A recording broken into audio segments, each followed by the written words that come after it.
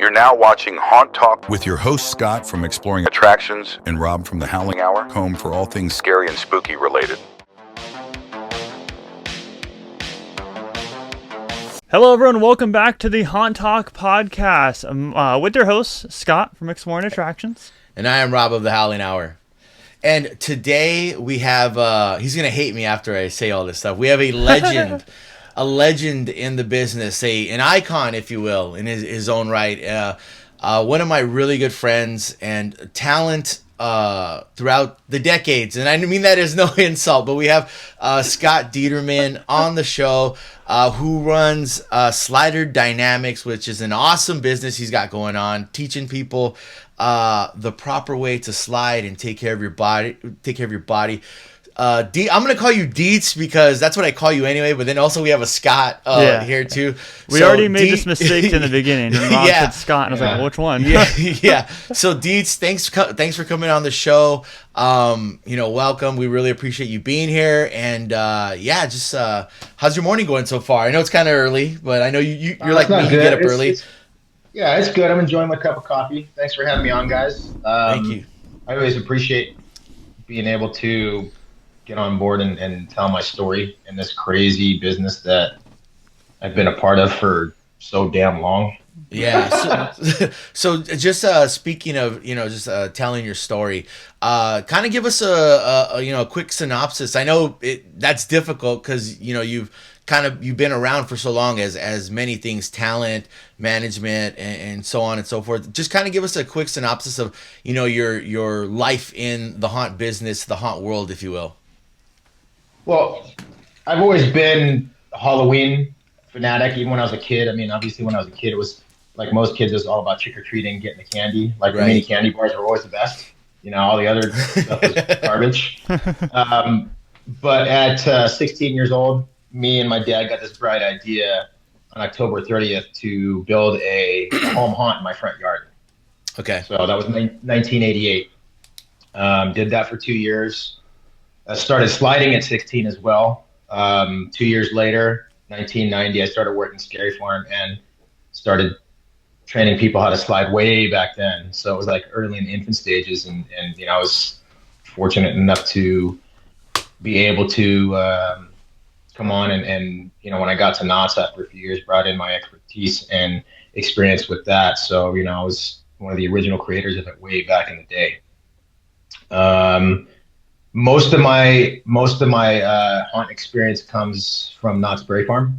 I've worked there since 1990 and 26 years I put in. I've also worked with Dark Harbor. Knott's I worked as talent for a number of years, over 20 years, then moved into management there. Dark Harbor, I was when I went over there, I was brought in for to be a street talent manager. Okay. So I had all the street talent, all the sliders there. I got to, I did my guest spotting there too as talent, which is always fun to work with the guys that you're managing and mentoring and training and whatnot.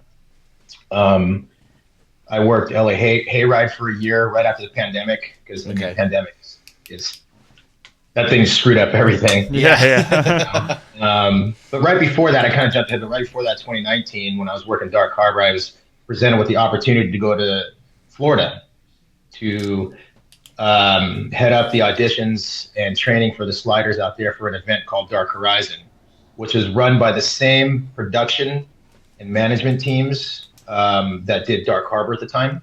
Okay. That was the one in the hotel parking lot, right? Correct. Yeah, it only ran 1 year. Mm-hmm. It gave me an opportunity to go out there and get those guys going. And it was also, I always call it, that was like my testing ground to see how I translate information.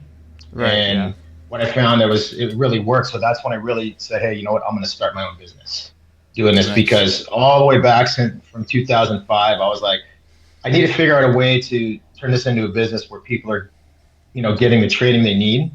I started because there was never any platform for people to learn from, and it was a need that wasn't being fulfilled. Right. Mm-hmm. So and being able to go out there and train that team, that's kind of where it started all. And now current day, I fly to Florida every year to train the team out there, which has now become the Slider Syndicate team out of Orlando, out of Central Florida. And it quietly started being discussed in 2019, and then it just kind of snowballed. And then less than a year ago now, they really took off, and they've really grabbed a hold and have been able to grow sliding out there. So it's pretty humbling to be able to be a part of something that is not only on, being a part of something to help develop on the West Coast, but something that has gone global. People in Japan do it, Germany, you're all these places, they all do it for their haunts, and we all originated it right here. So do you work at all with I think it's just Decade over there actually, but have you been reached out to about working with Hershey at all?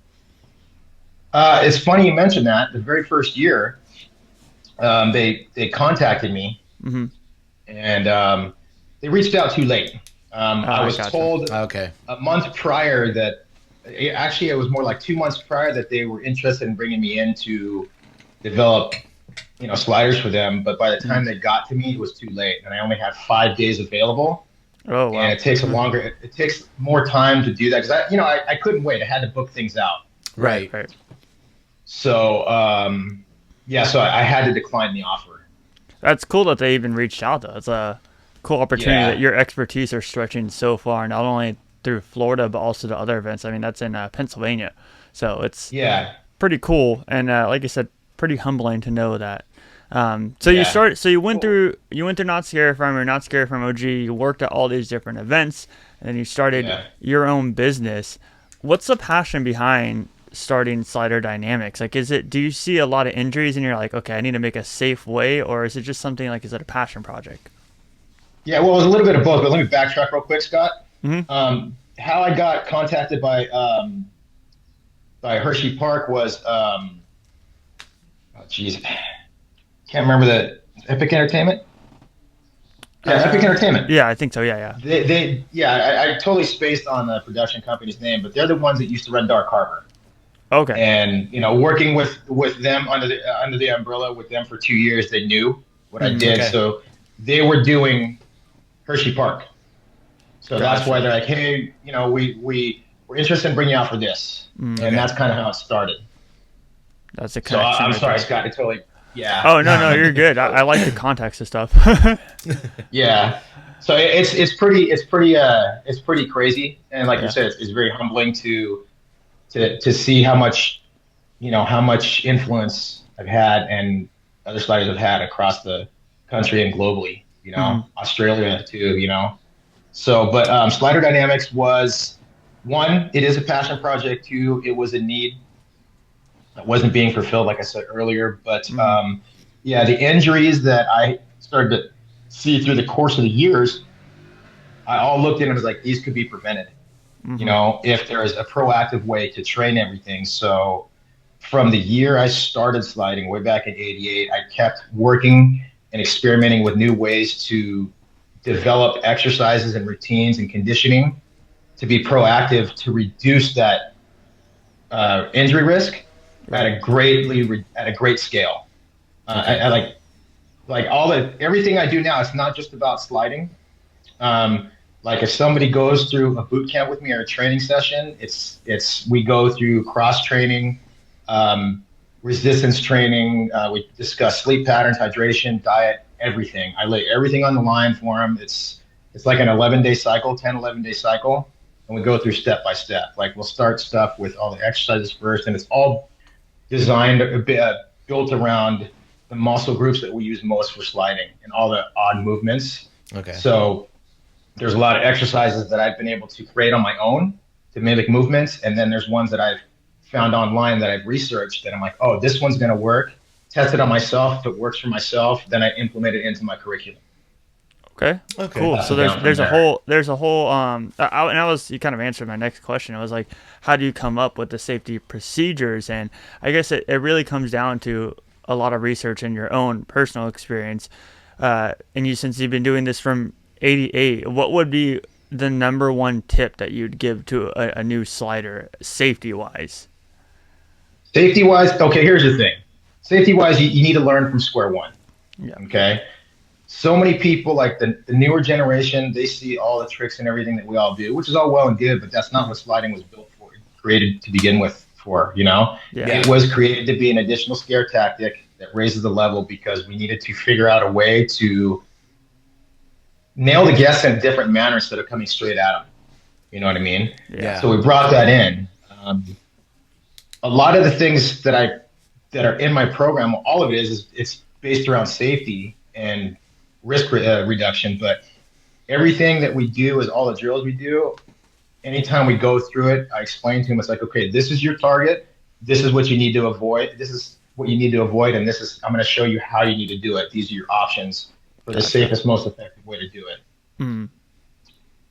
Okay. Oh, go ahead, Rob. Oh yeah, no, just as you mentioned, like talent now, and my question, I guess, is just with your time that you put in the industry overall. What would you say is, I guess, maybe if you could point out one thing or maybe a couple of things, changes in, I guess, the skill set or talent throughout, like when you kind of started to what you're seeing now, like, you know, is it like a skill? Like, are they more like, I guess, athletic, or do you feel like stuff is kind of the same, but, you know, just kind of repackaged in a different way? Well, nowadays the skill and athleticism has increased drastically. I mean, some of the stuff these guys do now, it's nothing we would have even thought of back in the day. Okay. You know, and it's cool to see that development, you know, the growth of it. There's pros and cons to it. You know, it's more impactful. It looks great. But again, the simple fact is you can't do all these cool things you would do in a slider show or, you know, in a closed off area that you do. You know, you can do it in a closed off area, but you can't do it as a scare tactic. Right. You know what I mean? So if you just want to be a show slider, that's cool, but don't expect to bring it to a haunt too much. You know, don't become one dimensional. I always say that. Yeah. You know, sliding is always secondary to great character work. Yeah, absolutely. And I think from, you know, to backtrack a little bit all the way to the beginning, for the people who don't know your history, I've listened to you on different podcasts and stuff like that as we're getting prepared for this podcast. But kind of give the people an idea of, like, you started at Scary Farm. You said in 88? 90. I started 90. my home haunt in 88. Okay. 89, and then because I was only 16, so right, I graduated in June 1990, mm-hmm. and I worked Scary Farm in October 1990. 11 full nights. Yeah, and people nowadays are asking for more and more nights, and like they started freaking a lot less nights back then. Yeah, but I kind of want to grand prize total hourly rate of $4.25. Hey, nice. You can buy yourself a McDouble down the street, you know. But so quite you from what I know, you started in a maze, but how did you incorporate sliding into your character work, and how did you essentially make a big name for yourself? Well, actually, I started in a maze. In a ride. My very first year. Oh, that's right, the mine ride, right? Yeah. So I always say, so you got this barrel, you got the scum on the bottom of the barrel, you scrape that scum off, and that's where I started. You know, it wasn't great, but I was just stoked to be a part of haunt. You know, most nights I got stuck in a 3x3 box inside the mountain, and you got to wait for the trigger. You know, you wait for the trains to come by, you watch the trigger light in your area. Yep. You know, but then I found out there was we would sign up for spots through the course of, you know, for each night. And I found out that, hey, the unloading dock has a spot. I'm going to sign up for that. And I found out that once it gets kind of cold, the deck gets dewy and slick. So, okay. But this is the thing. I didn't wear pads yet that year. Yeah. I actually was I had boots on, so I would run and stop and plant my feet, and I would slide across the deck on my feet. There you go. Not the safest thing in the world, but I gotta tell you, dude, I made people shit themselves in the train cars. Yeah. Did you ever? I was gonna say, people are probably like, or Knott was probably like, okay, this is fine, I guess. Wait. You know, the funny thing is, I was never even asked about it. My supervisor told me never really thought anything about it. Just let him go. I don't even know if you've ever saw me do it. Wait, did you ever fall doing that? No, I didn't. Oh wow. Okay. Dang. Okay. What I did worse was when I was inside the mountain in my scare spots, there were some so tight with a low ceiling, right? Mm-hmm. I smashed my head on the rock. Oh man. Times, and that sucked. Did you have hair at that time to kind of protect your head, or was you always? I actually did. Okay. I was 18 years old. I had a full head of hair. Nice. So It's you just have hard a cushion there. Yeah, it's hard to picture that, but all right, I'm gonna have to just imagine. Yeah, Rob's never seen me with hair. No, never. I would like to see it one day, though. I want to see a picture of you with hair. I'll show you a picture. Was there ever a time in that mine ride that you got a little bit too close to the train? Oh yeah. Well, here's the thing. In there, we had to be tethered into the wall with a safety cable, right? Okay. But at the same time, I was only 3 feet from the track, so I can actually touch the car. Yeah. Oh, okay. It's, if you got too close, they would, sometimes my supervisor would be riding through, and he'd see we get too close, hey, you're too close. Okay, cool, back up. I don't know if back then. I don't know if anyone watching remembers, but they brought back Mine Ride with My Bloody Clementine. Yeah, and all the actors for that were pretty far away from the train for safety reasons. Well, it's probably back then in Peterman's fault. Nah, it was a lot different back then. When the Knott family still owned it, there were safety protocols, but they weren't as stringent as they are now, which rightfully so. Things are more dangerous now. I mean, and whatnot. So, but I'm not gonna lie, I still have my shaker cam from that year too. It's crazy. Mm-hmm. It's not round anymore; it's square. But I used to actually bang on the side of the train cars. That's awesome. That adds a really scary effect because then you feel vibration where you're sitting. You're like, whoa, hold on a second. Yeah, exactly. So then you went into a maze right after, right? Yeah, then I went into the very first vampire maze, was Lair of the Vampire, which is based on the Bram Stoker's Dracula movie. Okay. And that's when I was able to pad up and start sliding.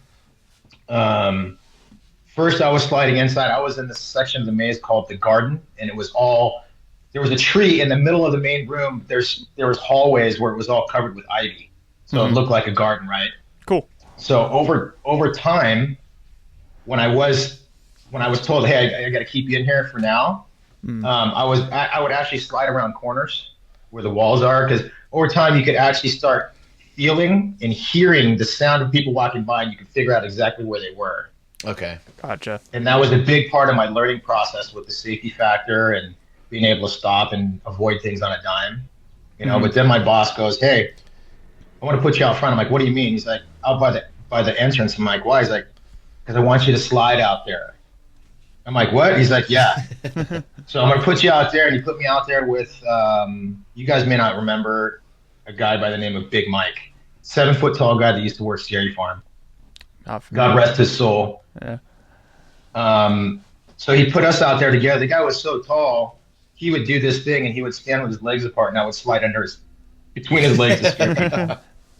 So that was the infant stages of slider pee. Yeah. and then you're already doing tricks by then, sliding under people's legs.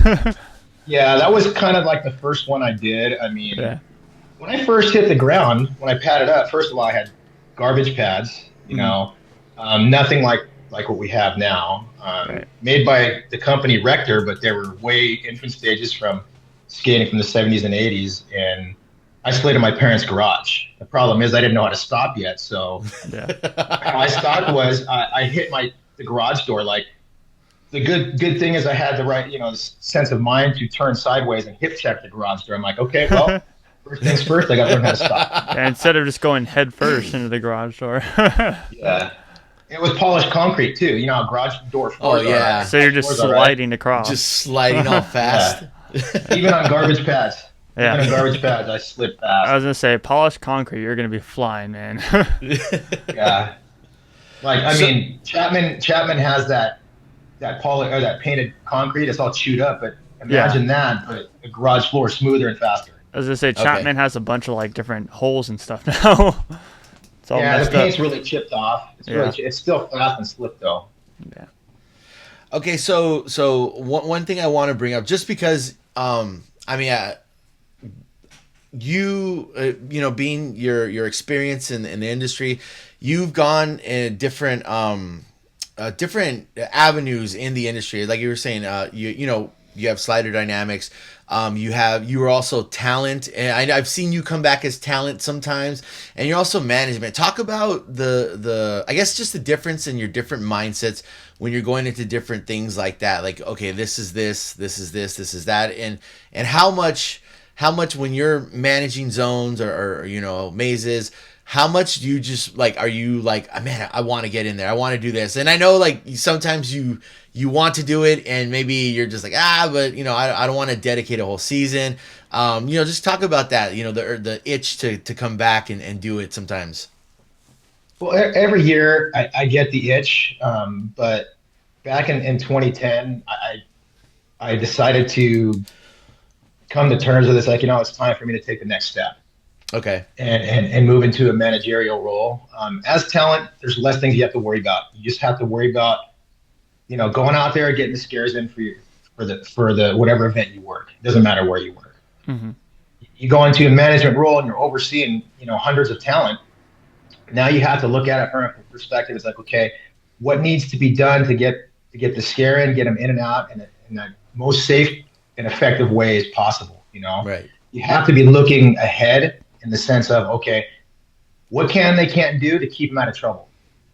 You know, because as time went on, rules evolved and they changed. You know, there was greater restrictions than back when I was I was talent full time. So what I did was, you know, when I take all my experience as talent and I bring that into my management style, so they understand, because I know where these guys come from, but at the same time, I gotta get them on a level to where it's like they need to perform at a level to where they're not getting in trouble, but still keep the bar high. Right. You know, so and I've been very fortunate to be able to surpass expectations. You know, I've been brought into areas that have been problem children for a number of years to fix it. Okay. And Forsaken Lake is a prime example of that. Rob, I know you went through a handful of times in 2023, but before that, Forsaken Lake had been a problem. Yeah. Mm-hmm. So I was brought in there, and they gave me a great counterpart, Sinatra. He and I worked together like, I don't know, like, you know, not oil and water, but it was smooth sailing. Yeah. We raised the level of that zone to get everybody working together, and it was amazing. You know, to see these guys really, really get on board. It's like, hey, this is how it needs to be done, and push forward. It was amazing to see those kids really turn the corner finally. And I think multiple actors have told us that we brought on. I mean, like, I think Joey was one of the first in Forsaken that was like, Joey Catalano. Yeah, when Dieterman came in, like, all of a sudden Forsaken was just way better. Like, and it made everyone kind of bond together in the sense of, like, having a realization of, like, you know, if one messes up, then we all mess up, you know? Yeah. Yeah, the one thing too is that what I do too is, like, I'll back the talent up, but they have to be 100% in the right. You know, if they're 99% right, 1% wrong, they're on their own. Yeah, yeah. You know, so I mean, I'm there to make them get better, but I'm also there to make sure they're doing their job. Right. Right. I'm gonna put you on the spot with this question. And here we go. No.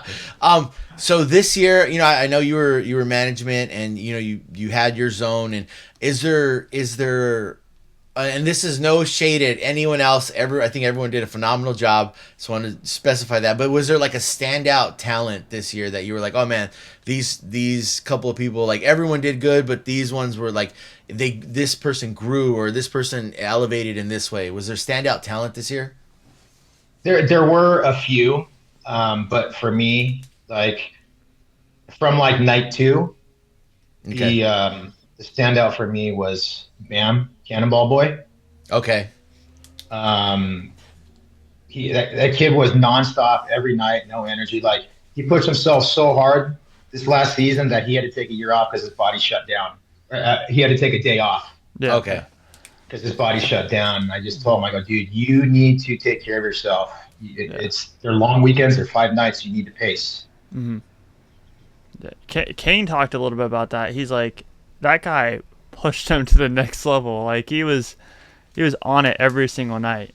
And he was game every single night too. So it's cool. Yeah. It's cool to see standouts. And I mean, like we talk a lot about Lulu, Audrey. Audrey was amazing this year. Yeah, she talks about like, because I knew her from the Cyril days, and she was like, I had no idea what like Scare Farm held for me, and she was so freaking talented this year, and it was awesome to see her bring that character to life. And we talked a lot about, like, we've had Taylor on, we've had Kane on, we have Lulu on, and everyone says the same thing about Carnival this year. It was awesome that everyone kind of like bonded over the fact that, okay, this is a new idea that they're throwing at us. Yeah. Let's make the most of it and let's be the best that we can. And you could see that passion throughout the year with that zone. Yeah. Yeah, that's the thing too. I mean, don't get me wrong, Ben wasn't the only standout. There was a number of people. Everybody had a standout moment for me, you know, in some way. I mean, some didn't have as many as others, but it's just how it goes, you know? Yeah. But what was cool for me too, being there, was that I actually got some of my old Dark Harbor people under my wing again. You know, Lila Lucy was one of mine. Rampage is one of mine. Vertigo. Yeah. Okay. You know? Yeah. All of them were under my supervision at Dark Harbor for 2 years. You know, and when the pandemic hit us, I told them, I said, look, at April of like 2020, I said, look, guys, I think it was March or April. I said, look, guys, things are starting to open back up. Mm-hmm. Not 2020, 2021. I said, events are starting to open back up. If you guys want to scare somewhere, you need to put in your applications as soon as they come on board. Right. If you don't, you're going to miss the window and you're going to be bummed out. You know, and they all decided to jump ship and go to Knott's. They found their home, and that's like, hey, more power to you. You know, my job as a manager is that, for me, it's like, I want these guys to be able to, it's my job to get them to perform at the highest level as possible. So no matter where they go, whether they stay at their current event or they decide to go to another one, they're performing at a high level and succeeding. Yeah. And it's you're recruiting too, you know, it's you know, you talk about how obviously Queen Mary had its issues when, you know, Shocktoberfest was around and everything. And that was prime time for talented actors to be like, okay, where do I take the next step at? You know, whether, like you said, you find their new home at Scary Farm or they'll go somewhere else like Hayride. And I think that a lot of the casual fans and the ones who don't get into it too much, they don't realize that some of these actors who are at Knott's or at wherever, like, have a long history and a really good talented history. Like, there's a bunch of actors that, like you were saying, like that Robin I know from Queen Mary, and it's cool to see full circle moment that they found their home at Scary Farm. And some of them did temp at Queen Mary this year, which was cool too. Yeah, I did too. I went and guest spotted for 2 nights. Yeah. After my first night, they approved me for the rest of the run. After my second night, I got super sick, so I couldn't go back because I was supposed to be there for the tribute night for Squeaks. Yeah. Okay. And I texted him that morning. I said, sorry, guys, I'm not going to make it. I woke up, my body I was achy. I had a headache and I was congested. So basically I had like the 36-hour flu. Yeah. Damn. 48-hour flu type of thing. Yeah, it sucked. And then I'm like, you know what? I'm not better to go to close out the run. I was super bummed. Yeah. Yeah. Like, got to go back to management now. Yeah. It was really fun to be able to, you know, get back on that side of the fence. Right. Yeah. You know, to really play and just have a good time again. You know, I was only 60% my 2 nights that I was there, you know, because usually the first couple nights when you go back to scaring, when you've moved into another role, you got to get your feet wet again. Right. Yeah. Yeah. So, you know, but it is what it is. You know, we'll see what happens this season. Yeah. I was going to say, is that like something that you'd want to do again this season? Which part? Guest spotting? Guest spotting, yeah, Dark Harbor. I would love to. You know, if they would have me, that would be great. You know, I'm always looking at opportunities. You know, I mean, being able to go to Hallow Scream, you know, in Florida, SeaWorld out there is always something I look at too. Yeah. I continually help grow a stronger slider community out there. I mean, the talent that I've developed out there is top notch. There's still some people in the early stages, so they're still learning, but they've got so much potential. And the kicker is that out there, like the team I have out there, for Hello Scream, is that there's more females than males. It's awesome. Nice. Yeah. And they're they give the boys a run for their money. Some of the females outslide the guys, and I think it's great. We talk about it a lot. Like, a lot of it doesn't come down to like male or female. It really comes down to physical attributes too. And people like Taylor, we were asking her like, how is it like being so light, and she's able to like fly more when she's lighter. Obviously she's a little bit shorter, so she can't stretch out as much. But there's so many. The thing that I love about sliding, and I think that people often forget about it, is it's a secondary thing for the character development. Yeah. But then if you dig deep into the beauty of sliding, well, then you can also use those skills and everything to build your character even more. Whether you're a really tall person like Bam, who's, their main scare is just they're tall and scary. So all they have to do is drop down and scare the crap out of people. Or you're someone shorter like Taylor, where you can get in close quarters with people and still use that sliding attribute to build your character. There's so many different ways to slide and different skills, and there's just a lot of people embrace the beauty of it, and it's really cool to see that. Yeah, see, that's the thing too. Like, a lot of people look at sliding as a sport, and it takes a lot of athleticism to be top notch at it. Anybody can slide. I always say that. It just takes time to develop. Right. But I look at sliding as an art form, because if you look at a lot of these things that we do, there's things that are very they symbolize things like ballet, and ballet is an art. So that's why I'm like, sliding is more of an art form for me. Yes, it takes, some strong athletic ability, but, it's just like anything, you have to develop. Yep. You got to find the different ways in which you can make it better. Yeah. I want to go back to just Dark Harbor for a second. What was your, that's you kind of have history with them there, and what was it like finding out that they were going to come back this year? Maybe you weren't there, the whole time. You went back for a couple guest spots, but just the fact that Dark Harbor is back, like, what was your mindset on that? Well, I was open-minded. A lot of people going into it, because it came back. It was run by a different entertainment company. It's now run by 13th Floor. People always have an expectation it's going to be like old Dark Harbor. I didn't go into it that way. Yeah. I went twice as a guest, and twice as talent, and I had fun on both sides of that fence. I went into it with an open mind, and any event has its downsides and its upsides, and Dark Harbor was no different, but I had a great time.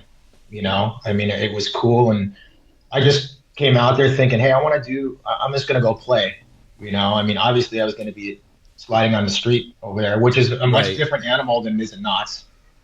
The ground is nowhere near as good as it is in Knott's. Yeah.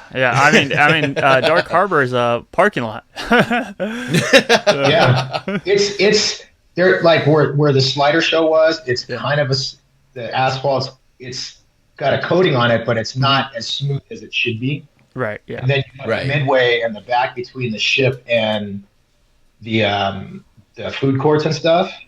That's super chewed up, but it was actually still pretty decent. I spent probably an hour, 45 minutes to an hour back there one night, and I was loving it. Standing in the wide open, people see you and they still get the shit scared out of them when you go into the slide. And I think we had talked a lot about on the show, if they just do the bare minimum with Dark Harbor and it's the same mazes and everything, we're still gonna have a great time. And I think that they did more than the bare minimum this year. And I think there's a lot of expectations and worry that it wasn't going to be the same, but it was the same and more, which was really cool to see. And the fact that they brought the sliders back, if they were to not bring the sliders back, then it'd be like, okay, what are you guys doing? This is one of the big things about Dark Harbor. So it was cool to see them full circle moment under a new production company, but still had that charm and that lore of Dark Harbor. Yeah. So when I was there, Rob, I think I told you this story. Back in 2016, we did our first joint slider show. Yeah. Because myself and Evil, we had been trying to put something together for like 10 years. And it was always put off as next year. And in early stages, like, we don't want enemy talent on our property. But when I was there this year, two of the other guys that were in the Sliders Unite show were working, and it was kind of cool to work with them again a little bit. Yeah. Slider X and Bricks, those guys were there, and I worked with them a little bit, but most of the time I was kind of on my own, running around. Okay. So I was hoping that some more of their current team would come and play, but the only one that really did it was, you got Mike Centano. He's taken some of my training. He's a friend of mine. He paired up with me when Bronx was there. He did, but the one guy that was there through the course of years, full-time talent, Devin Caddy, he came and worked with me one night. Okay. We had a blast. Awesome. We had a blast. I will say, to kind of butt in there, when you guys were doing that Sliders Unite, I was 16 at the time, and I was like, I was really, at this time, I was really in-depth about the lore of Haunt and Sliders, and, everyone goes to that phase where they're starting to research a ton of stuff, and this is before I knew really anything. So, as a kid and as someone who's a fan of it, it was so freaking awesome to see, like, when you guys announced it, like, Fright Fest actors, there was 2 HHN actors, I think, there. Well, 2016, we didn't have any Fright Fest because we didn't have any contacts there yet. Yeah, there was 1 year that you guys did it. Year. Yeah, year 2. And it was so cool to see, like you said, you never want, like, this whole, talent on your own ground from a different company, but it was so cool to see literally everyone united. That was, like, I geeked out about that. I was like, how'd they even make this possible? Well, at the time I was the streets boss for Ghost Town, and Evil came over because he always came over once or twice a year to visit, and I'm standing over there by the windmill on top of Fog Alley. We start talking. He's like, "Hey, that thing we've been working on forever?" He's like, "Yeah." He's like, "It's gonna happen. I need you." And I said, "Okay, cool. What do you need?" He's like, I need you to come out as talent. I'm like, "What?" He's like, "Yeah." He's like, "I want you to be in this show." He's like, I said, "Okay, let's develop it. What's your idea?" I go, "Are you still on the same page?" He's like, "Yeah." So I started making calls. There was some conversation happening before that, but once he and I put our heads together, it really got the wheels turning, and we were able to pull the trigger and get everybody in. So we're pretty jazzed on it. Is that something that you guys want to do again in the future? Yeah, that is one of probably the best things I've done in my quote unquote Haunt Slider career. It would be nice to be able to do it again. It can't be something that's done every year because it loses luster. That's my opinion. Some people think it should be done every year. I don't think so. It needs to hold some value to it. So you want everyone to come out and be like, this very rarely happens, so let's check it out. Yeah. To me, it should be like once every 5 years. Put it together. We pull in people from other areas, just like we did. I mean, it was cool to have everybody there. We wanted to have Fright Fest people there, but like, if I would have known, if I would have been friends with Nate and Matt and the big dogs over there, at that time, I would have said, "Hey, we got this thing going. We're doing a unification show. Come down." They would have been down there in a heartbeat because the next year they came down. Yeah. It was awesome though. Like in between shows, actually tag teaming scares with talent from other venues. It's a full it was cool. Yeah, you kind of see everyone's style too, because every haunt has a different style. Even though like everyone slides, relatively the same way, they all have their different tricks and stuff. Every haunt has their own style of scaring and sliding that it'd be cool to see those mashups. Yeah, 100%. 100%. I don't know if this would ever happen because I don't know, there might be some disagreements that might break out. I would like to see like a slider Olympics, like X Games sliders. Like there's a first place, second place, third place, and sliders from everywhere come together and just like a competition against each other. I don't know how that would work. But I think that would... It's funny you say that. Go. Oh no! What happened? I was involved in conversations about something like that years ago. It just never came to fruition. Okay. Was there a reason why, or can we talk about that? just on the legality side, like the insurance, Oh, okay. Yeah. Okay. I get that. I get that. I get that.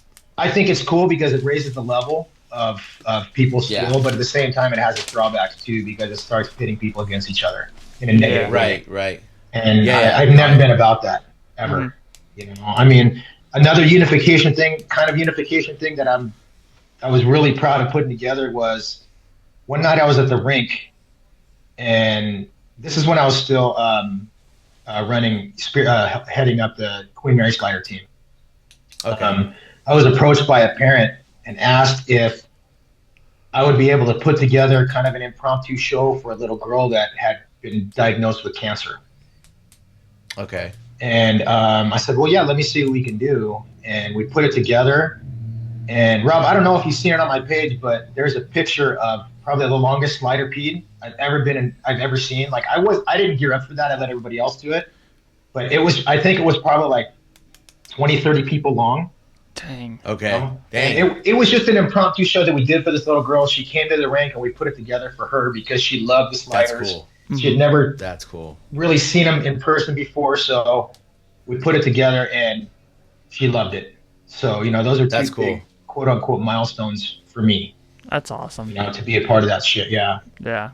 I would even say, I mean, and this is just more I guess a praise on your part, because I have my nephew who's, I think he's 10 now, but I've been taking him, like we've gone to Castle Dark and he sees, last year we took him to Scary Farm and he's just like infatuated with like sliding. That's all he does is talk about it, and he's just like this, and I was like, oh yeah, and I know you hate when I joke around like this, but I'm like, oh yeah, I know, like the Slider King, like the guy who like created, he's just like, oh what, and so yeah, it's so funny to see, not to interrupt, it's so funny to see Rob's nephew. Like we've gone to a couple of different events with him, and this kid is so like passionate. It's like see like a little me. Like he's so passionate about everything going on, and I'm like, oh, Rob definitely had some influence there.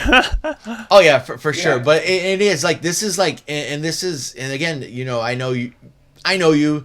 You will be more humble about it, but I gotta praise you up a little bit. This is like your influence in the community, in the world, is that you started this so long ago, and generation, years, decades later, there are kids who are like, they want to do what you kind of started, and it's cool to see. It's really cool to see. Just to clarify, Rob, I need to do this because a lot of people misconstrue it and they like to talk shit about it.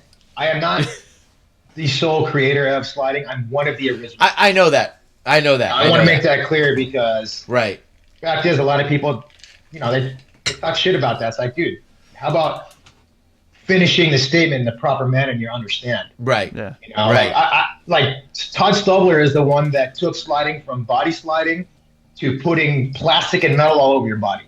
That's him. Where I come in is raising the level, because I got to the point to where I was bored with just doing what we did. I'm like, we need to do something more. Mm-hmm. And where the slider shows developed was in the pre-show for the hanging back in the day, when the stage was in the old spot in Calico Square. Oh, okay, yeah. I know this from back to my 16-year-old. I know this from the Sliders of Ghost Town documentary that was put out. If anyone remembers that. Well, dude, there was another documentary before that, Season of Screams. Oh yeah, and that was about the history of the park. Yeah. But yeah, dude, that's where I developed. That's where I invented jumping. That's where I was the first one to ever do that. Mm. And then we started doing limbo there, slider pede. We did monster drag racing, which was hilarious. Yeah, it was funny, dude. We used to. I could only imagine. Yeah. Dude, we would grab the ushers' flashlights. 3 people would stand in a row like this, and then 2 of the monsters would have these mini parachutes in their hand. And when the lights go on, just like drag racing, right? It's like, like that. Once the last light goes, we run and slide, hit the ground, and then open the parachute. It was so fun. So to kind of build around that a little bit, how do you, because it's a haunt world, obviously you have people pinned against each other regardless of what event it is. It just happens. As a manager, how do you control egos? It's hard to say. Every person's different.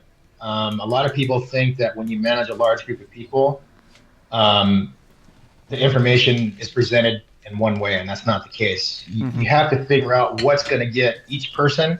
I mean, the majority gets the information the same way and they get it, but sometimes people don't. You have to pull them aside, right? Translate the information to them in a way that they understand. This is where we need to be. Do what you do, but you need to do it at this rate without this, and you can still get the same result. But we need to be, instead of being here, we need to be up here. You know, it's tough because my first year in management, I actually managed Ghost Town, and then the second weekend in, I was asked to take over CS too, which was Necropolis at the time. So I had almost 200 people under my supervision. So you're doing both at the time then? Yeah. Wow. It was crazy. Was that a little bit like scary going into Ghost Town management, or was it just like, okay, I've acted all this years in Ghost Town, so like, it's what's management gonna do? Like, how hard would it be to manage? Going into management for Ghost Town, I knew what I was gonna do. I was ready for it. When Craig Harold was there, I loved that guy. You know, he had his doubts. I said, "Really, Craig?" I go, "You know me. You know exactly what I'm capable of." And then he's like, "Well, let me call Laura and see," because I was in his office and she called him. She's like, "Send him over, talk to her." And she's like, "Okay, let's bring you in." And I managed Ghost Town for a total of 4 years. Okay.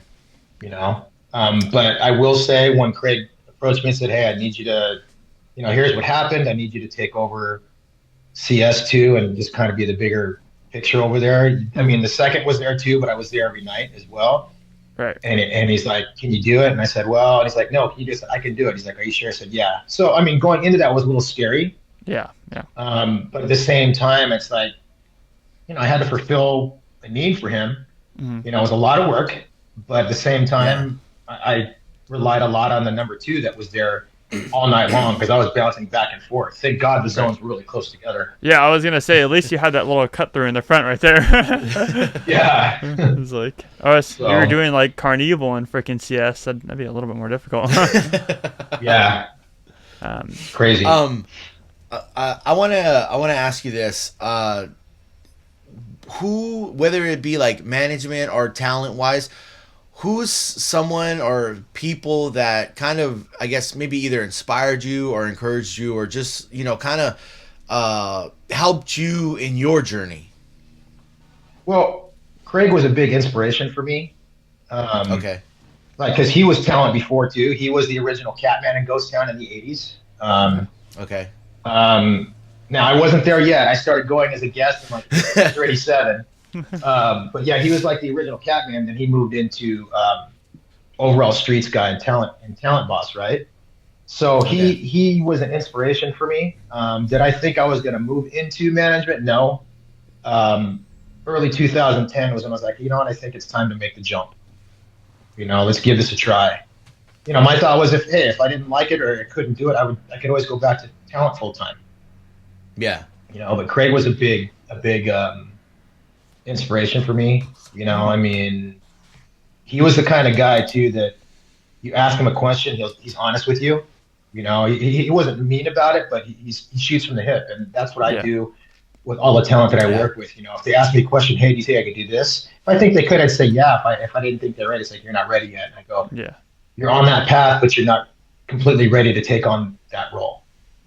Right. You know, and I would help him try to get closer to that role or get him there.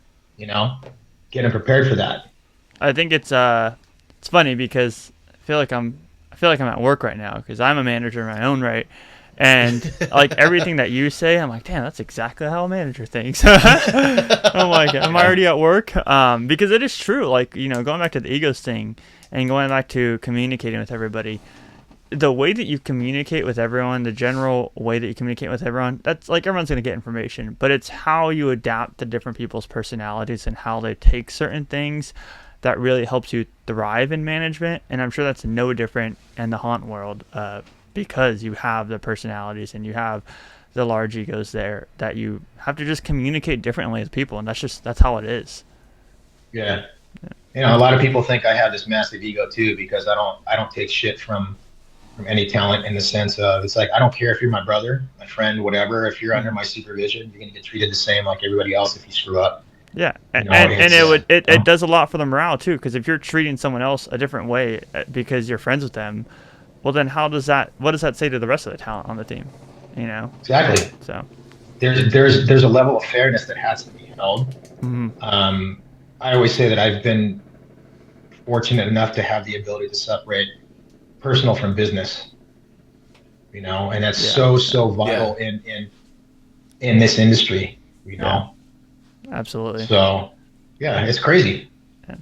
15 Now go ahead with yours, Rob. Oh, go ahead. No, go ahead, Scott. I was gonna say 15 to 20 years ago, kind of going back to your scare acting days, what is something that you wish that you could tell yourself back then when you were scare acting that would change the path that you're on now? Well, I don't know if I would have told myself do anything different. I think everything happened for a reason. Mm-hmm. Okay. In the course of my years, you know, not all things positive, and that's a part of the game. It's all on how you react to it. I always try to look at the bigger picture. You know, I mean, it's not always easy though. Trust me. You know, I've been through some really tough times. You know, even as recent as this last season. It's tough, but you know, you bounce back. You know, my goal is to be able to continue to help train and create growth for parks all over the country and the world. You know, I mean, I've been in contact with people in Holland and Germany and stuff like that. I mean, nothing's happened with that. Awesome. I haven't been out there yet, but I always look at it, just imagine that, you know, to be able to bring something that you helped develop and have these guys learn from you on the other side of the world is amazing. You already have that contact, you know, obviously, like, it's not happening yet, but the fact that you have that contact is like, okay, the opportunity to come any year. Yeah. You know, there's just pitfalls with it too, though. Like, a lot of people still have a hard time understanding the value of what I bring to the table. Yes, my fee, you know, my services cost money. You know, I don't do it for free, but what they get in the back end is higher than expected talent level, athleticism, safety, and what does that do for them? It creates safer and better talent for them, but it also saves them a shit ton of money on the back end with medical and insurance premiums. Workman's comp and all that. Yeah, exactly. I reduced the rate of injury, and I saved them money on that and possible lawsuits. Like the whole time I've been training the guys in Orlando, there hasn't been any major incidents, like minor bumps and bruises, scratches, whatever. That's a given. That's going to happen, but no major incidents with bad injuries or guest collision or anything. And it's been 5 years now. Yeah, that's awesome to hear. Well, you kind of answered my question a little bit, but I'm gonna ask it, and maybe if there's something that you kind of left out that you want to bring up, but I want to give you your shine as far as with Slider Dynamics. Just tell the people, like, you know, I know you kind of right now and also earlier you kind of touched on it a little bit, but just in I get more in depth and detail, like what do you offer with Slider Dynamics? I offer everything from square one to learn how to slide. There's constant Q&A. I don't just teach them and develop them. I also educate them. You know, I try to put in their mind to, you know, keep your ego in check. You know, just because you're good at this doesn't mean you're better than everybody else. It's just secondary to having good character work. You know, add this to your bag of tricks. It's not your only trick. Right. You know, the biggest thing is, and also too, is just to be, and a lot of the guys I work with, like I do private clinics and groups for you know, parks, is that just try to be as open as possible and have a positive mindset and be welcoming to anybody that's willing to learn. You know, I mean, I've been asked by people, it's like, hey, can you teach me how to do this, like some trick? And I said, well, I'm not going to go that path because you haven't learned the basics yet. You know, I'm not going to be a part of somebody skipping steps. Well, yeah, you're being responsible. Yeah. You're being responsible with it. You know, I mean, it has a lot to do with integrity, and I'm high on that. People can say whatever they want about me when it comes to certain things. I don't care. The simple fact is my line of integrity is held no matter what people think. Yeah. And no, and that's completely understandable, because it's not only your reputation, your business, but it's also, like your name, like you're putting you don't want to half-ass something. And I know you, I know how you are, and that's not you. So I mean, that's just speaks integrity to how you do things. Yeah, that's the thing too. It's like I want to bring more exposure to it. I mean, yeah, sliding's global, but I want to bring more exposure to it. That's why I've done.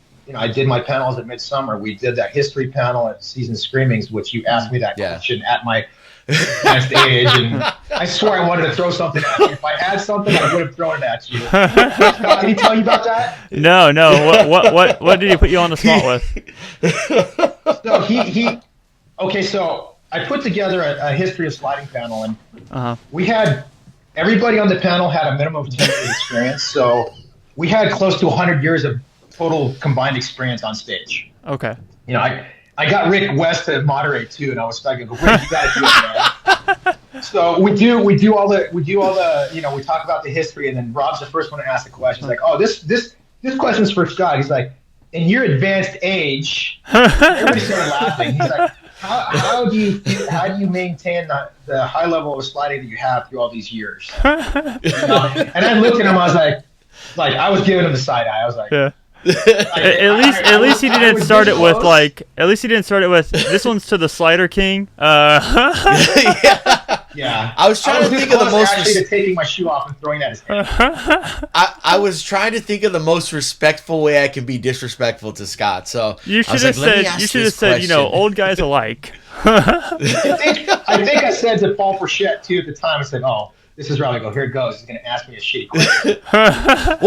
Wait, hold on. In my defense, I don't think anyone else had stood. Like, you had asked, like, oh, it's open to ask questions, and no one else had stood up. So I was like, well, I just kind of was everyone's waiting for the first person. Everyone's waiting for the first person. So I was like, I'll be the first person. I'll take the bullet on this one. That's funny. No, it was a chance to take a jab at me. Yeah. Over the years, I've known Rob. A bunch of people. I'm like, that doesn't sound. That doesn't surprise me. It was fun though. It was a great turnout. The room sat 700. I think we had it half full, so about 350. That's awesome. And then you did the Midsummer one too. That was pretty popular. Yeah, I did two Midsummer panels. Those were just me discussing sliding and development and whatnot. I wanted to do the history panel at Midsummer, but they shifted it to Season Screamings because there was so many history of that year. Right. I think if we did it at Midsummer, we would have had a larger turnout because more people come to that event. Yeah, and a lot more people are there for the history of things too, I would say. I think we would have had a full house with standing room. Yeah, for sure. At Midsummer. You look at all these, you obviously have the parks and stuff like that, but then you look at the smaller panels, and it's very full. It's crazy. Yeah. Oh, yeah. Like Midsummer people they really care about the presentations and the panels there, so it's really cool to see. But I kind of want to ask you to kind of wrap things up. We have each guest ask a question for the next guest. So this question comes from Tiffany, our last guest, who works at HHN. She wants to know, in all the franchises out there, or I guess in themes, what is a theme / franchise that you think should be done at haunts? Just like it's no more, like it's essentially like an old person. It's played out. That should be not done. Like you. That should be like that should be done. Done no more. Like no more. Here's the thing. You can always put a twist on it.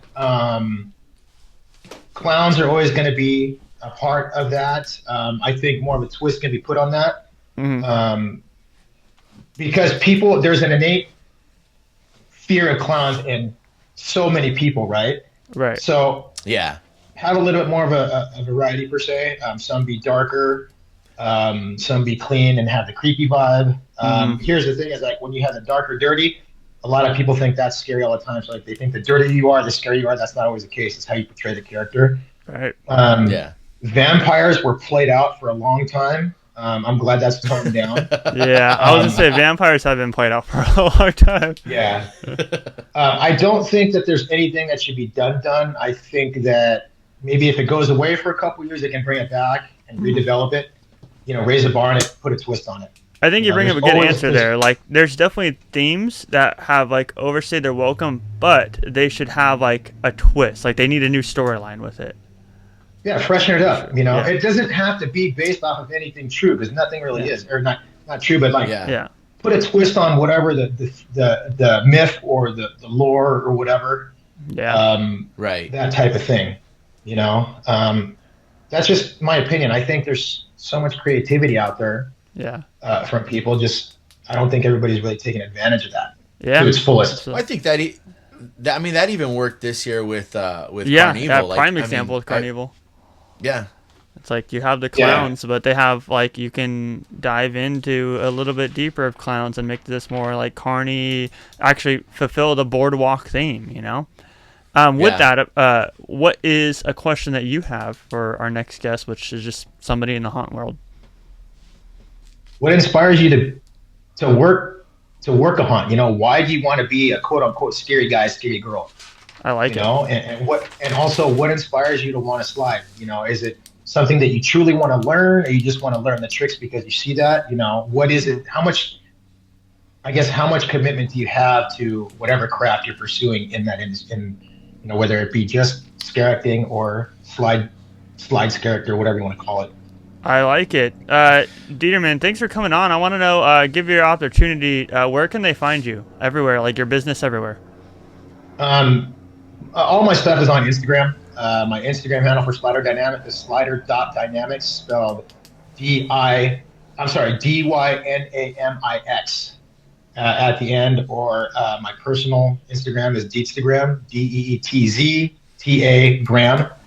Anybody has any questions, they can hit me up there.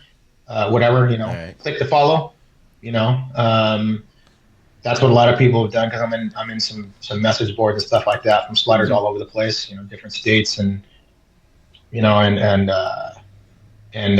businesses and whatnot. So, those are 2 places. Right. There you go. You hear it here first. Last, last question, and I'm very interested to ask you this question because I want to see what you would go with. Everything's always bad with you, man. It's bad coming from you, Rob. I think it's all bad coming from you. Yeah, everyone's just like, oh no, Rob's asking me a question. All right, so okay, zombie apocalypse. What's your go-to zombie killing weapon? No guns though. No guns? No guns. Got to be some kind of weapon. Okay, well, you put that in perspective. Zombies, you have to go for the head, cut the head off.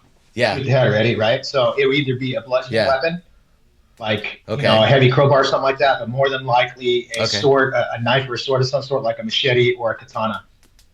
Ooh, yeah. That's what I want to hear. Nobody said katana. I like katana idea. Yeah, I have my sword right over there. My sword is right over there. I'm ready. Well, man. I just need to. Yeah, sure. You got to go for the head.